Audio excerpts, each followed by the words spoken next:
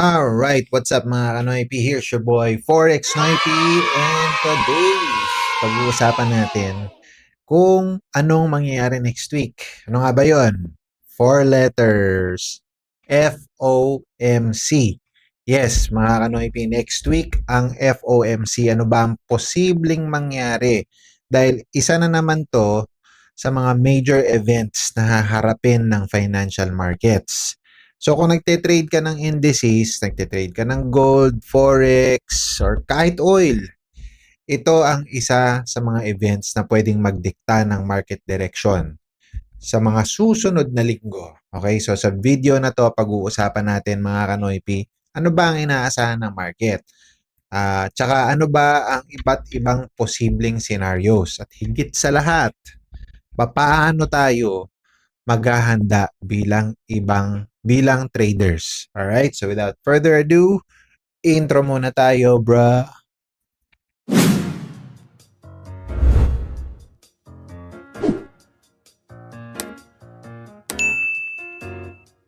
Sa mga kanoypi natin na hinahanap ako sa Facebook, makikita niyo ako by searching FX Noypi, at sa YouTube and TikTok by searching Forex Noypi.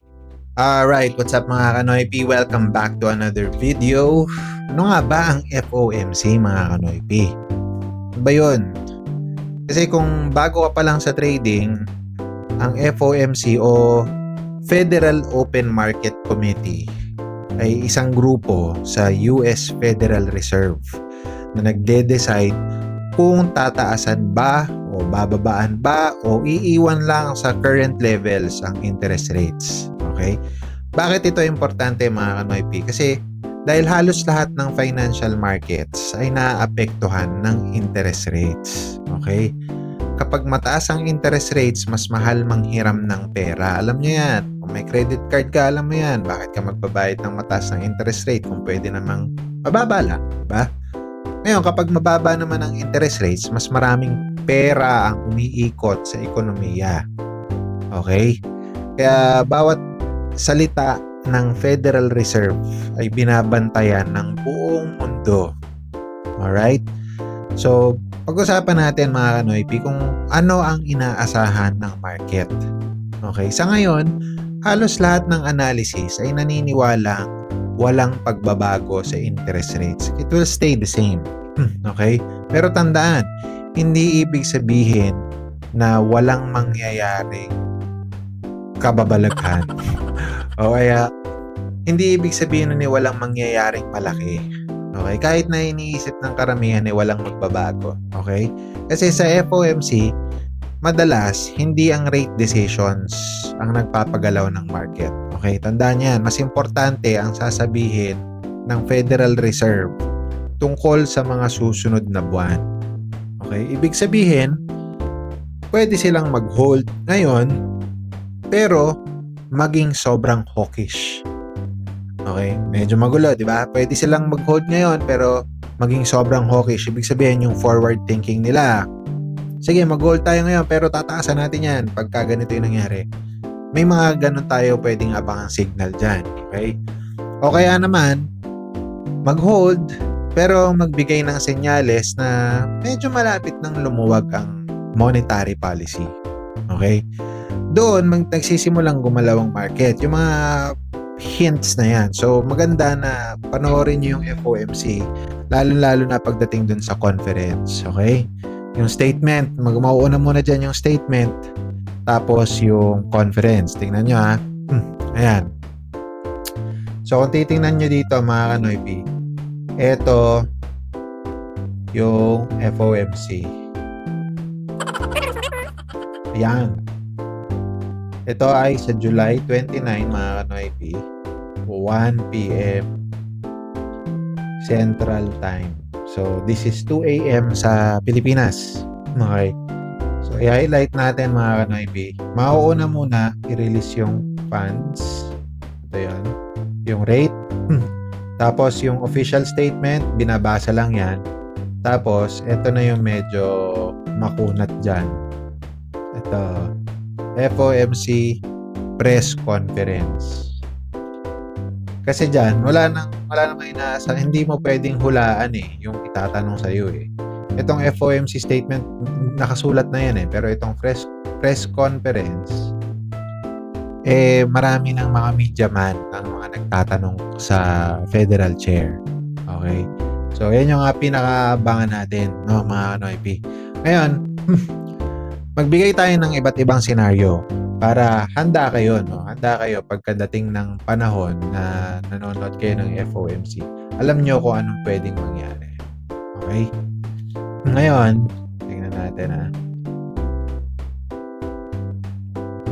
Okay. Unahin natin sa unang scenario which is pag sinabing mag-hold ng rates, ibig sabihin hindi bababa, hindi tataas, hold lang. Plus a dovish statement. Pag sinabing dovish statement, ito yung hold lang muna natin pero ramdam ko or sabihin na parang bumababa naman na yung inflation. So magandang senyales to. I-hold muna natin ngayon. Ibig sabihin nun, medyo walang planong maging hawkish or magtaas ng interest rate. Ito ang gustong mangyari ng stock market, mga Kanoypi. Okay? Kasi kapag sinabi ng Fed na bumababa naman ang inflation, humihina naman ang ekonomiya at posibleng magbawas ng rates sa mga susunod na meetings, maganda yon para sa stock market. Pangit yon para sa dollar. Okay? Posibleng makita natin na ang rally nito towards Nasdaq, S&P 500, gold, tsaka dollar. Hihina yung dollar. Aakit yung gold, tsaka stock market. Okay? Yan ang posibleng mangyari pagka ang senaryo natin sabihin hold muna pero bumababa naman yung inflation so medyo confident tayo, humihina ang ekonomiya. Yan yung environment na gustong-gusto ng mga technology stocks So Nasdaq yan. Okay. Pangalawang scenario, ito ang pinaka-ayaw ng mga traders, yung mga mahilig mag-smash ng buy button. Yung hold tayo ng rates tapos neutral lang statement. Hindi dovish, hindi hawkish, neutral. Ito ang pinaka-expected scenario Kasi syempre ayaw ng Fed magbigay ng kahit anong senyales dahil nga ayaw nila mag-manipulate ng market. Pag ang sasabihin ng Fed ay we remain data dependent, ay Diyos ko, yan na yun. Ayaw nilang magpahiwatig ng kahit ano. Walang malinaw na hint kapag yan ang nangyari. Asahan mo na ang sobrang volatility una aakyat tapos biglang babagsak. Yan yung mga pinagbibintangan ninyong stop hunt. Tapos aakyat ulit. Okay, ito ang panahon na maraming traders ang nauhuli sa mga fake moves Lalo na yung mga technical traders. Ay, Diyos por santo talagang walang kadala-dala. Ayaw madala. Okay? So, punta tayo sa scenario number 3. Yung sasabihin nila na mag-hold lang tayo ng rates pero hawkish ang tono. Okay? Ito ang kinatatakutan ng market kapag sinabi ng Fed na mataas pa rin ang inflation.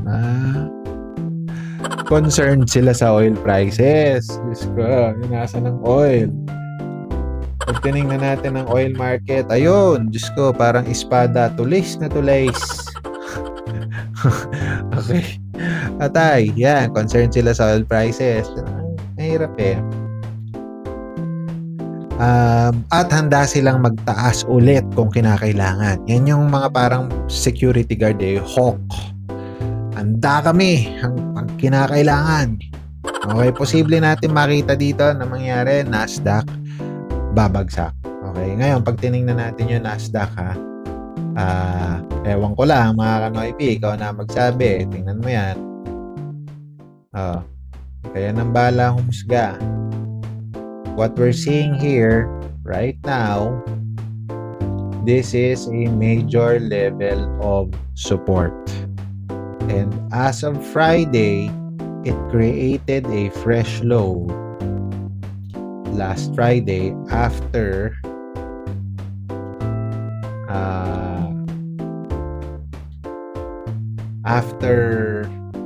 64 days After all, more than 2 months, mga kanoypi, it created a fresh low. I don't know. Alam pa sila, meron bang nag-manipulate niyan? Sabihin nila, meron yan, may manipulation naganap dyan. Hindi natin alam, di ba? Kasi bakit? Why will it go down? Ang alam ko lang, the AI technology stocks isn't doing so well. The chip making stocks isn't doing so well. So, yun lang ang masasabi ko about it. Balik tayo dito sa DXY. Right, yan kasi pwedeng bumagsakan Nasdaq. Gold, hihina yan. Magdadrop yan dahil yung hawkishness kasi, it's a sign of interest rate hike. Kaya tataas sa akit din yung dollar. So, ewan natin ha, hindi ko alam. Pero bakit tataas ang gold, bumagsak ang dollar, hindi natin alam. Treasury yields or yung bond market, tataas yan. Kasi kapag tumaas yan, ibig sabihin, more investors are leaning towards buying bonds. Okay? At kapag tumaas ang bond yields, karaniwan, itong pressure sa growth stocks. Kaya makikita natin, baka humina yung Nasdaq. Okay? Alright, that's scenario 3 ha. Punta tayo sa scenario number 4. Ito yung surprise! May interest rate hike. Kasi may percentage talaga na pwedeng mangyari yun eh. Sobrang liit lang ng possibility, pero pwedeng mangyari. Ito ang pinaka least expected. Diyos ko na, pabilisan na lang talaga ng kamay pagka ganun na nangyari. Okay? Pero hindi ibig sabihin na imposible yan. Posible yun. Kung biglang magtaas ng rates ang Federal Reserve, asahan natin ang matinding reaksyon ng sell-off sa Nasdaq. Gold babagsak. Yung DXY na yan at that current level, baka mag-gap pa yan. Promise. So, baka mangyari yun. Pag surprise hike, yan kasi yung pinaka-market moving eh. Tapos, hindi ko alam kung tinitingnan nyo to mga kanoypi, I will suggest that you do, which is the volatility index. This is the volatility index. Ito'y tataas din because of fear. Okay? Ito yung hawkishness na may kasamang fear.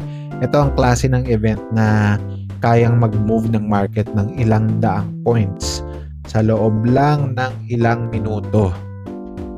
Okay? So, mga kanoypi, ano ang dapat mong bantayan bilang trader? Okay? Hindi lang interest rate, matagal ko nang sinasabi yun. Mas importante ang sasabihin ng Federal Chair sa press conference. 3 bagay ang gusto mong marinig.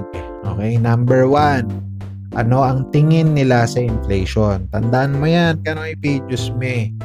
Kapag paulit-ulit nilang binanggit ang inflation bilang isang concern, posibleng hawkish sila. Okay? Number 2, abangan nyo kung ano ang tingin nila sa labor market dahil dalawang mandato ng Federal Reserve. Kapag sinabi nilang strong pa rin ang employment, may dahilan pa silang manatiling or iwang mataas ang interest rate. Okay? Kapag sinabi naman nilang humihina na ang labor market, mas lalaki ang tsansa ng future rate cuts. Okay? Number 3, may binabanggit ba silang September? Kahit hindi direkta. Okay? Minsan, isang simpleng pagbabago lang sa wording ang sapat para baguhin ang direksyon ng market. Ngayon, bakit ko sinabing September, mga kanoypi? Tingnan natin kasi dito sa Federal Fed Watch tool. Okay? Kung hindi kayo gumagamit nito, I will strongly suggest that you do. Okay? Tingnan nyo to mga kanoypi. Ito yung possible rate adjustments. Target probabilities. Nandito tayo sa July ha. Ito ang current natin. Merong 65.8% na mananatili ang interest rate sa current levels. Okay? Pero merong 34.2% na pwedeng magtaas ng interest rate. Okay? Tandaan niyo yan. Bakit ko sinabing September, mga Kanoypi? Bakit? Pumunta tayo ngayon dito. I-click ko tong September. Okay? Bang. Bang, bang. Bigalow. Tingnan nyo. Eto na. Andito tayo ngayon. 17% lang ang chance ang manatili ang interest rate at current levels at merong malaking posibilidad na tataas talaga ang September. Kaya ako sinasabi na hintayin nyo pag nagbanggit sila ng September na parang sinasabing magtataas. Ayun na yun. Surprise yun. Kaboom. Okay? Okay. So now that we spoke about that, pag-usapan naman natin ngayon ang trading strategy. Isa sa pinakamalaking pagkakamali kasi ng mga traders ay ang paghabol agad sa unang movement pagtapos ng announcement. Sasabihin nila, kasi nag-inject ang smart money ng pera. Smart nga sila eh. Madalas sa unang ilang minuto, makikita nyo, parang puro liquidity sweep lang ang nangyayari. Parang nagpapastop ng buyers or nagpapastop ng sellers. Pagkatapos lang nito,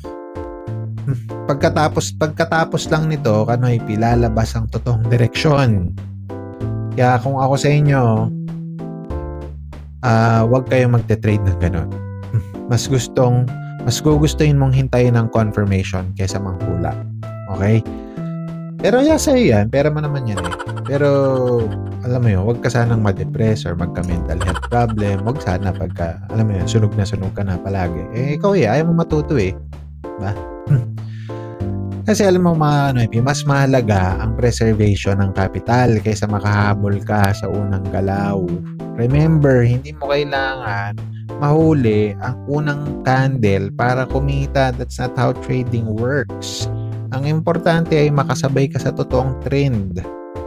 Okay, mga Kanoypi? So, sa tingin ko ang pinaka-importanting bahagi ng meeting na to ay hindi ang mismong rate decision, kundi ang magiging tono ng Federal Reserve. Kung dovish ba, neutral, or hawkish? May surprise ba? Bullish ba sila? Neutral o hawkish pa din? Ewan. Okay? Basta tatandaan mo, hindi trabaho ng trader ang manghula. Trabaho natin ang mag-react sa kung ano ang ipinapakita ng market. Okay? Alright, yun lang mga Kanoypi. Kung nagustuhan mo ang mga ganitong macro analysis, huwag kalimutan i-like ang video at mag-subscribe sa channel. Show me some love. I will see you on my next video.